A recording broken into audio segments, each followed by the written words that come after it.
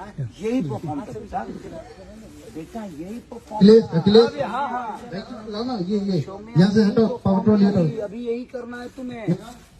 निहाल अंदर का light of करवाना है, याद करके ऐसे ही रोना है तुम्हें। यही पागलपंती चाहिए अभी कैमरे में, समझी? यही पागलपंती चाहिए तुम्हारी, जो अभी तुम कर रही हो। यही करना है बेटा, यही करना है। इससे ज्यादा रहने दो, निहाल रहने दो, मत ऑफ करो। तुम्हारा परफॉर्म है, इससे ज्यादा नहीं करना है बाबू। दोस्तों आप देख ही सकते हैं सौम्या बघेल की दीवानगी। खेसारी लाल यादव को अक्सर हमेशा अपने फैंस होने के नाते उनसे बहुत ज़्यादा प्यार करती रही, अपना टैटू भी बनवा ले अपने हाथ पे, क्योंकि टैटू होता है जो कि कभी मिटता नहीं है दोस्तों।